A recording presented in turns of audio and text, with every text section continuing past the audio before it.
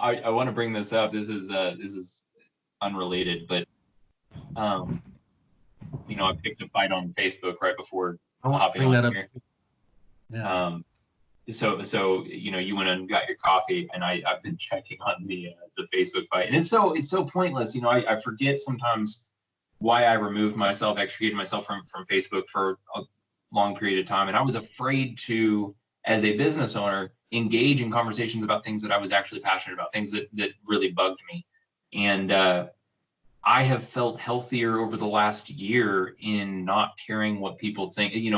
If someone's unwilling to hire me as their videographer, or unwilling to hire me as their photographer because of my opinion on something, as long as I'm portraying it in a way that I think is true, is honest, I think it's an important part. And if I feel like I have to hide that on social media, then it feels like a weight, like a backpack you're carrying around of here's the way I have to look publicly. No, and I'm not a public figure. I should be able to kind of have conversations and honest conversations with people, and it's a waste of social media to not do that. No, I agree. That's what it's for. Kind of like you're alluding to, that's you. That's what you want to do with it. I mean, that's okay to do. Yeah. The reason for it. So yeah, I want to get into it. I kind of want to pick your brain on where you got. So I don't want you to be surprised or put on blast when I ask you, where'd your brain go when you wanted to post that? Where were you in a mind state where you wanted to just, I got to get this off my chest? Right. I want to dive into that. I really do. But the continuation of the last episode, I also want to make sure that we don't just we can't bear that. You brought up the 5 big personality traits, and first, before I read them, I'm going to read the Wikipedia header for it. So it's basically just, you are going to be varying levels of these different traits. These 5 different traits, everyone should fall into some variant level of these 5 different traits. Yeah, there's a left and right side to each one. You want to go ahead and say what they are, and kind of, you have your results, don't you? Yeah, my results. So the first one would be openness, in that OCEAN acronym, openness, and the opposite side of that is closed-mindedness, and I'm dead center. Really? So dead center. And I need to retake this. This was while I was still in region. So the next one is conscientiousness. If you don't mind looking that up, to keeping that definition on tap. The opposite side of that spectrum is disorganized, and those are the more creative types. And I lean a little bit more disorganized, which surprises me. I would assume I was a little more conscientious. I like things in their places. I have everything organized in here. So that, I don't know, take it for what it is. The next one is extroverted, in the OCEAN acronym E, as opposed to introverted. And I skew a little more introverted, not too much, just about where I am, just as much as disorganized to conscientious. And agreeableness is the 4th one, as opposed to disagreeableness. Most guys are disagreeable. The most 100 disagreeable guys in the world are in jail. So that's why the prison population is mostly men, because more aggressive, more disagreeable. Most women are more agreeable. And this is kind of an unpopular opinion, but it's a part of the reason women get paid less. They're not going to go out there and be disagreeable to their boss. Most agreeable, even guys, more agreeable guys don't get paid more because they're not going to argue on their behalf. Well, and I think I want to touch on that briefly, because that's a hot button issue right now. And I do want to say, I think they're, culturally speaking, there may be a little bit more pushback happening right now from if you are a woman in the workforce, whereas previously you were, it's kind of like that women keep silent mentality was just a cultural accepted norm. And I think now we're getting a lot more I hope that we are getting a lot more people championing powerful women, championing women that stand up for themselves and stick up for themselves. And so hopefully that changes. Hopefully that's something that shifts as a part of the social dogma. Absolutely. And the last one is neuroticism, which is either nervous, high anxiety, high strung, as opposed to calm and relaxed. And I would say prior to 21, 22, I would say I would be the most calm and relaxed left on that spectrum. Now I'm a little skewed right to nervous, neuroticism, high strung. I don't know what that means, or what changed. I don't know. I really don't know. It's a good question. Maybe just environmental. So I'm curious, you mentioned all of those different traits, and it sounded as though you were sitting kind of close to the middle on most of them. How do you feel about that? How do you feel about, is that a good thing that you're hovering kind of towards the center? I don't know, because that's kind of how I would describe myself. Not a fence rider, but I'm very middle of the road. But I also think I want to make myself more interesting and more composed, more full of a person. So being that middle road isn't always the best route. You kind of have to take a stance in certain areas. So I want to be more of that person. Yeah, I mean, they are mostly, for the most part, they are middle of the road. Do you know where you would lie on any of that spectrum? I need to pull it up, and I'll see if I can look that up real quick. But I wanted to talk briefly while we're on that point of taking a stance. You mentioned, why was I picking a fight on Facebook? Why was I posting something that I knew was going to be relatively inflammatory? Now, I didn't realize it was going to be this inflammatory that I'm getting blown up all day long. I didn't think it through. I say things on Twitter, and that's a very different community, and so people interact, but it's not like this aggressive, like, oh, you're stupid. Facebook kind of is, Facebook's a lot different, but I'll tell you, taking a stance on something has been something since I was a younger child, that feels, I would call it justice. I would say that there is a sense of justice anytime that I am trying to tell someone something. So when you've seen this with even stupid stuff in my life, I'm very passionate about coffee. That's something that genuinely doesn't matter. But I believe that there is a right and a wrong way to do stuff.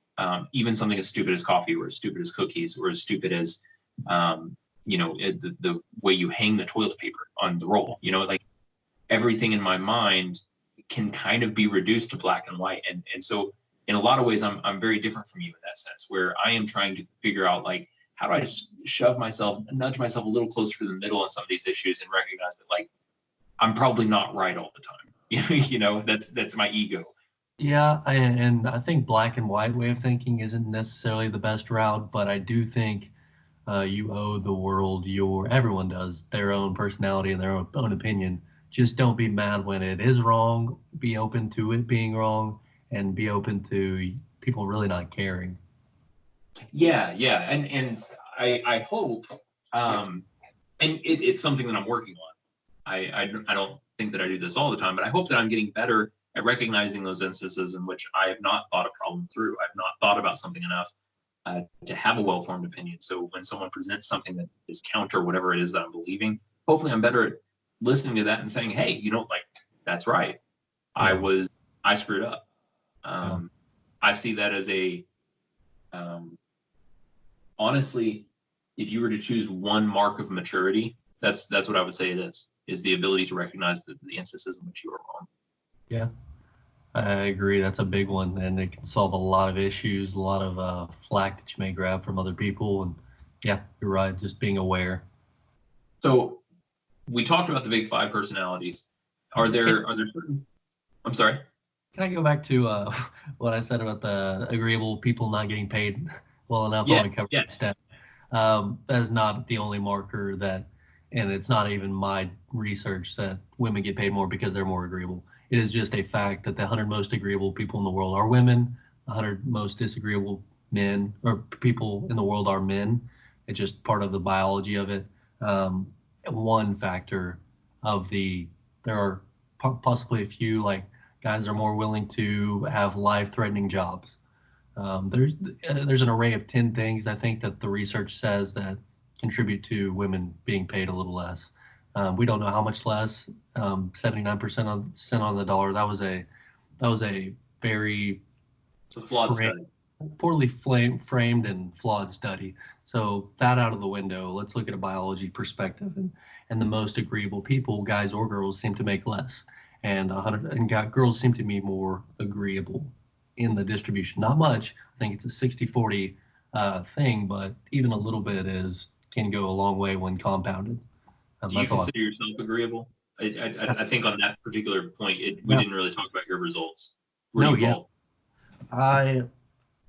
I think this is wrong. I think I need to retake it because I think I'm more organized than it says. I think I'm more agreeable than it says, than I am disagreeable. It has me on the left end of the disagreeable spectrum, but that could be just, I don't know.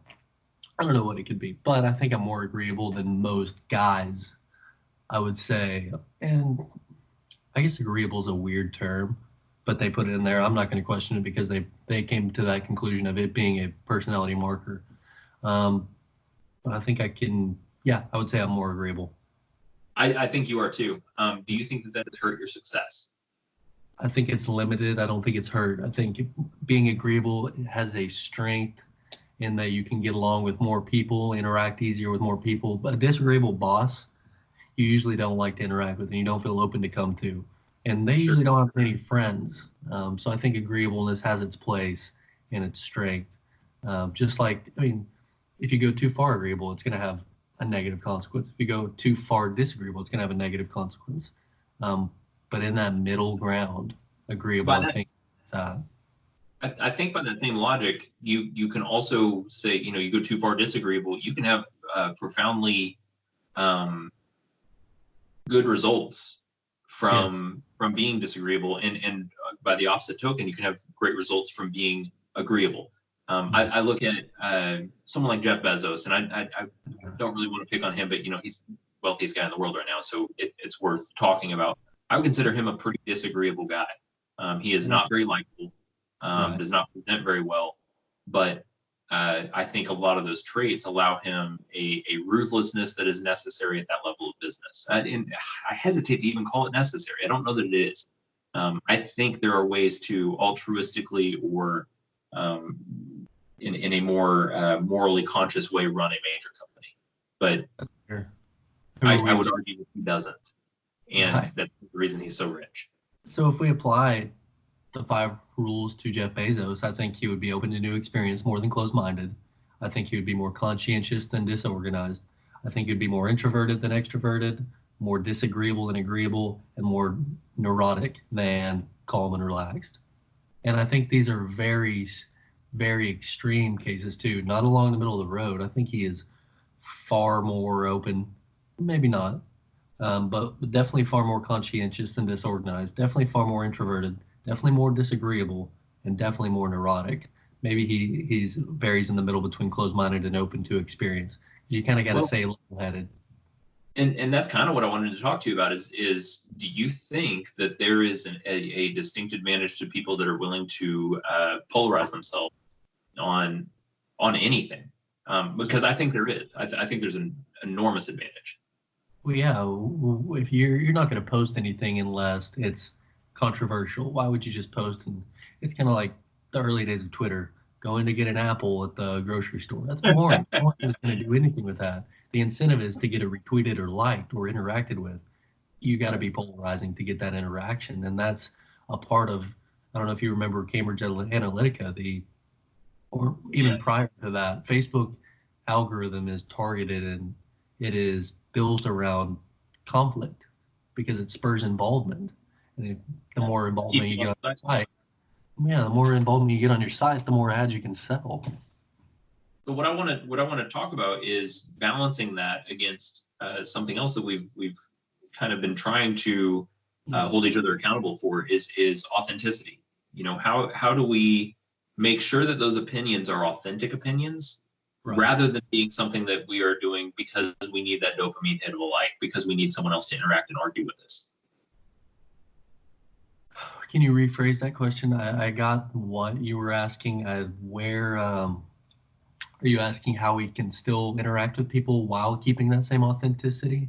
I think what I'm asking is more or less, how do we judge our own? Because I've brought this up with you in the past. I struggle to understand when I am being authentic right now because of the way that I interact on social media. There's so many different sides of my personality, and I don't think that they are inauthentic in a negative sense of that word. I think rather they are perhaps just fractured pieces of authenticity. So, Twitter is going to get my much more loud and boisterous and controversial side, and Instagram is going to get like the perfect picture. They're going to get like the carved out, look how cool I am. And Facebook is going to get kind of the dregs, the whatever is left. I'm throwing it into Facebook, and it's what's left over of the personality. But if you had to somehow amalgamate all of those into one place, I think that would be a better representation of who I am. Should that authenticity be spread across every avenue of your life? And how do you discover what that is? Yes, and I may vary because I also had a question for you. So one, can we start from a base level? You're definitely not alone in that thought process. Everybody is having that authenticity battle with themselves. Like, I don't know. I think everybody has that. Let's say, okay, do you think it's the technology that kind of divides why you do these certain personalities with each one? Or do you think it's the people that like make up those followers or friends in each group? Let's say to wipe that away, that variable away, you have the same 500 followers and following on each one, same exact people. How would you change your voice? How would you change anything about that? Because Twitter obviously is going to lean a little left as a whole and a little younger than Facebook, who leans a little more right and older. Do you change your voice based on who you're interacting with?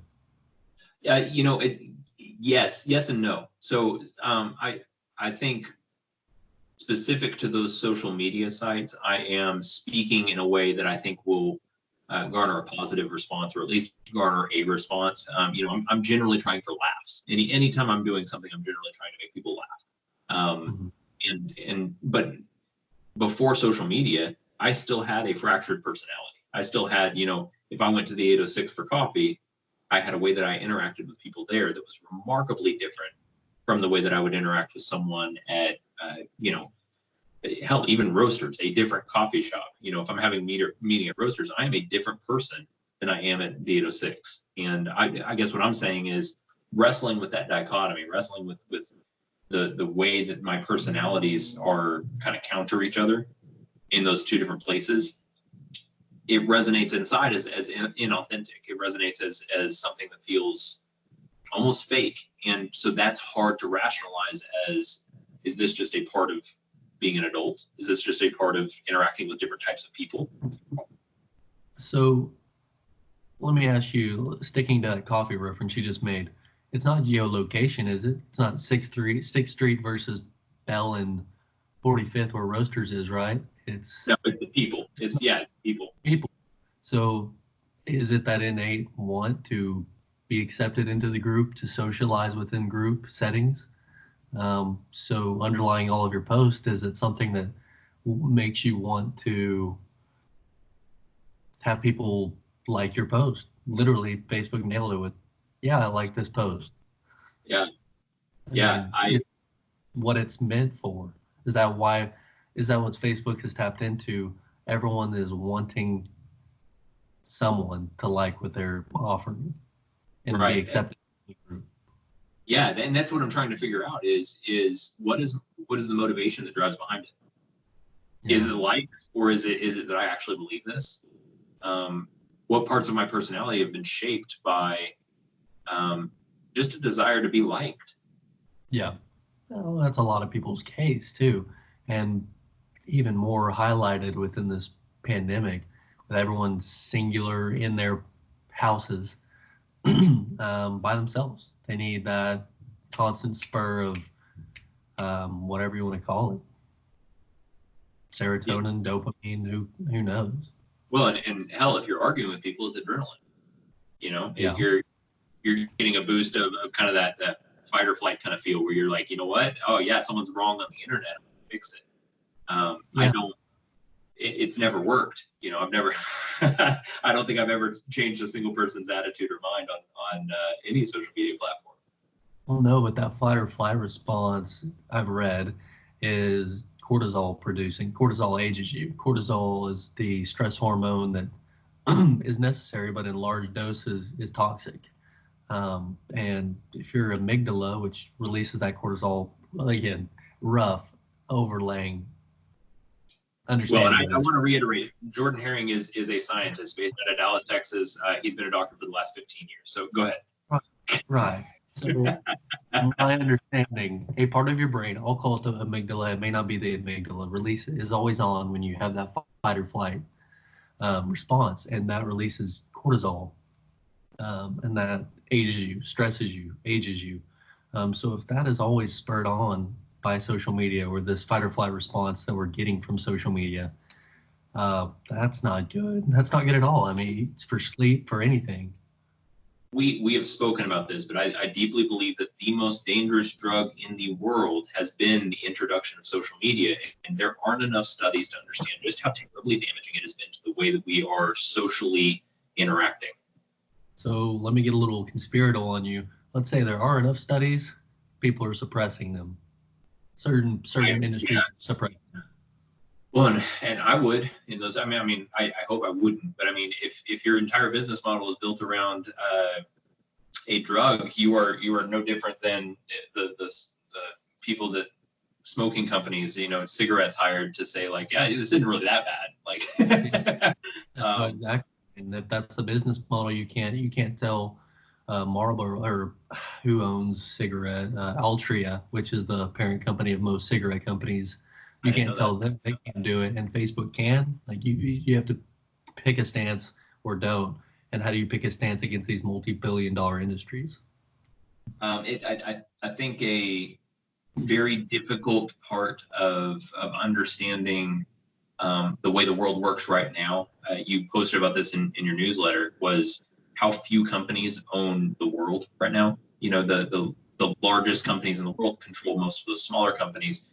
When you have that amount of money, the influence that you have over the national conversation or international conversation is immense. And that's what I'm curious to see. And I don't know that we're going to live long enough to see it, but I'm very curious how history will remember this time period where, 7 or 8 companies controlling the large majority of the world? 7 or 8 companies vying for the paradigm, and I wouldn't know a paradigm if it walked in front of me, so please look up the word for me. Is paradigm, how I understand it, is the direction of the conversation and how history writes itself? Is that what it means?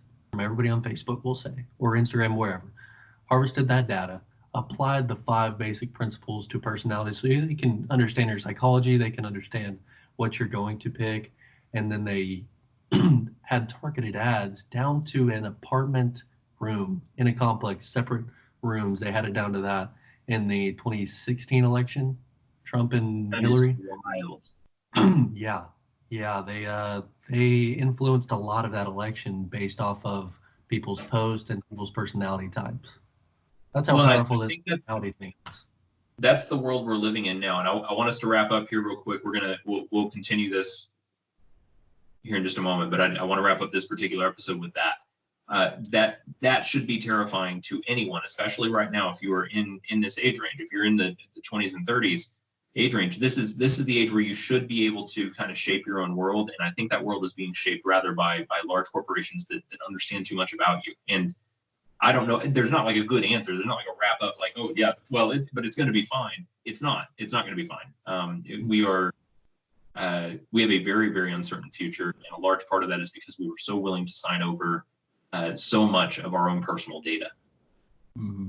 No, I agree. It's an illusion of a sandbox when it's really like one of those child boxes that we're fucking around playing with Tonka trucks when we think we're on a beach with unlimited sand, but we're not. Yeah. Deep. I love it. Okay, so thanks for listening. I'm Derek. This is Jordan, and we still haven't figured out a name for the podcast, and we're going to continue this conversation next. But I want to. We've been talking about a lot of negative things. I think the next one I really want to talk about how technology has positively influenced my life, and I know it's influenced your life in a positive direction. And some of the ways that we have used that to make the world feel a little brighter. Yep, love it. Cool.